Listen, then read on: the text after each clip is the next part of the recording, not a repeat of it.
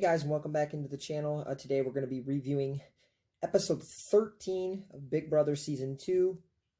This was a solid, I would definitely say an above average episode. I thought it was an episode that didn't have as much filler as a few of the last. I would say episode 12 had a lot more filler. Episode 10 definitely had more filler.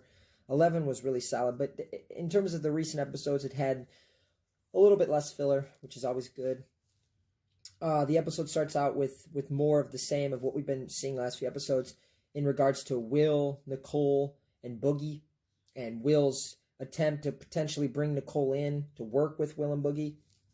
Obviously, Will's been working hard at it and working with Boogie, trying to get them to convince Nicole to join Chilltown. In the last few episodes, she seemed somewhat receptive to the idea, but she never really got confirmation from her one way or the other. But Will continues to try to work for it. So we get some of that at the beginning of the episode. I've enjoyed every single one of those segments. Anytime Will's doing work, pretty much anytime Will is involved with the show in any manner whatsoever other than Shannon, I enjoy it. The only time I don't enjoy Will is when it involves that scummy girl Shannon. But that was a good opening segment. Then we had an interesting moment where we had, basically, it kind of comes out of nowhere, but it's Hardy sitting down talking to Cole. They're in one of the bedrooms. And he says that basically Kent has said to him, so this is Hardy saying this to Nicole. Hardy tells her that Kent has said to him that he envisions it being him, Hardy, and Bunky in the final three, which is obviously major news to Nicole and kind of, in Nicole's eyes, they're all a group.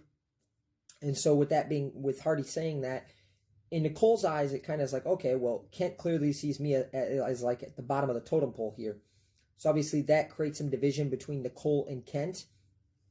But as a good player would do, Nicole goes to Kent and kind of tries to, approaches him on it. I don't know if she's necessarily calling him out, but she wants to get some information from him, find out if it's true, figure out why it's true, and just kind of let him know, look, I know that you said this.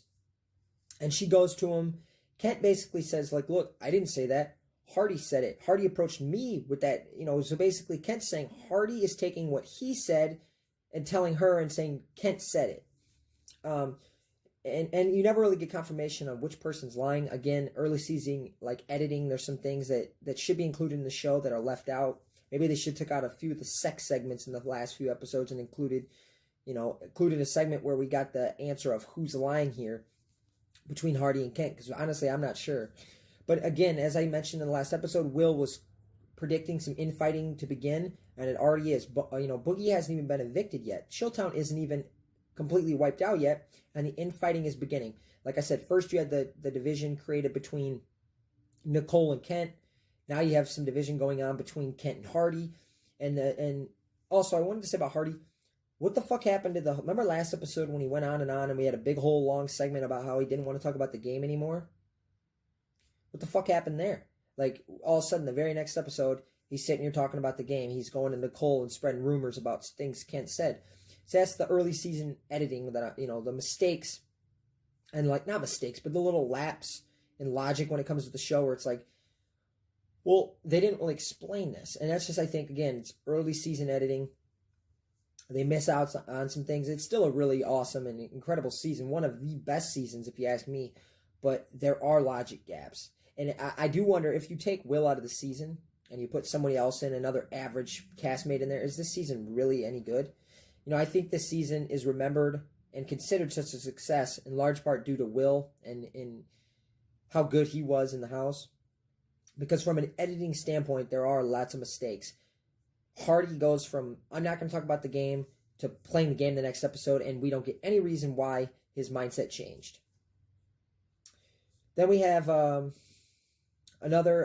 good segment, and I'll get into something I didn't like about it, but in terms of the segment we got at this point, it was Hardy, Nicole, and Will, because obviously, like I said, there's a division created now between Kent and Hardy.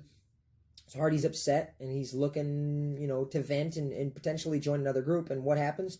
Will sees the infighting occurring. He pounces on it. He's like, this is my opportunity to strike.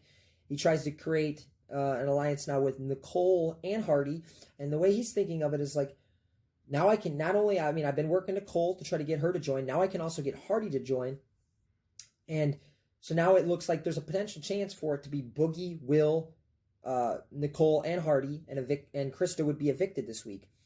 And that's kind of where the segment's left off. It's left off with Hardy. It goes and shows like how much time they're spending together, how much time they're interacting.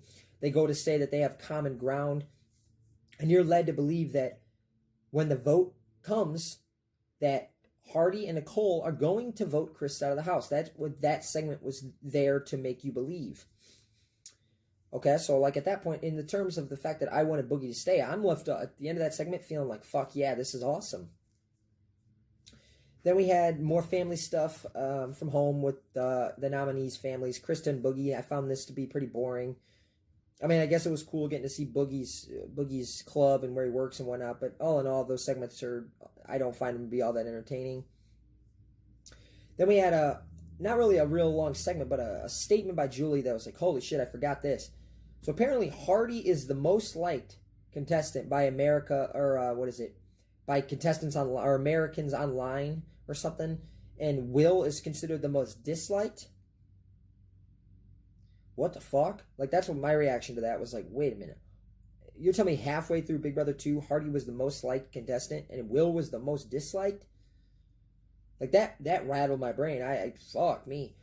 The only thing I can come up with is there must have been a lot of young girls voting on this. That's the only fucking thing I can come up with. And even that, like, Will's a good-looking guy, so it's not like it's Kent and Hardy, so I have no idea how that was possible. Obviously, it changes quite a fucking bit. You know, Hardy's not the one coming back every season for the round tables and the jury segments during the finales. And not only Hardy being the most liked, but Will being the most disliked. That even surprises me more. So then you get to the eviction. Boogie goes home. He's evicted by a 4-1 vote. Do you remember what I said a couple minutes ago? Because let me repeat this. Boogie goes home. He's evicted at a 4-1 vote. So we have the segment, like I said earlier, with Hardy, Nicole, and Will. The segment ends. It seems to me that they have agreed to work together. It seems great. Boogie's going to stay. Next thing you know, he's evicted 4-1. And I know Big Brother has a tendency to do this, and I always have hated when Big Brother does this, when they're trying to trick you into thinking something might happen that's not going to happen. But my issue here and with other times in the future, it's not that they try to trick us or give us some idea that maybe it will go a different way than what we were otherwise thinking. My problem is the fact that we were led to believe Boogie was going to be evicted.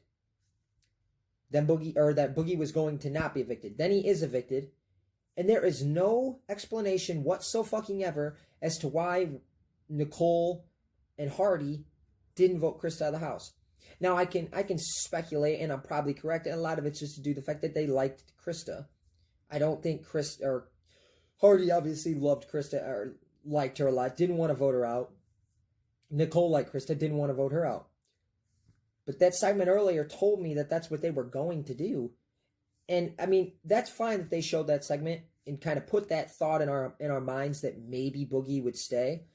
But then they need to have a segment. Take out one of those stupid fucking segments like the shit from home with the nominees. Take that out and give me a follow-up segment as to what potentially changed Hardy and Nicole's mind back to evicting Boogie.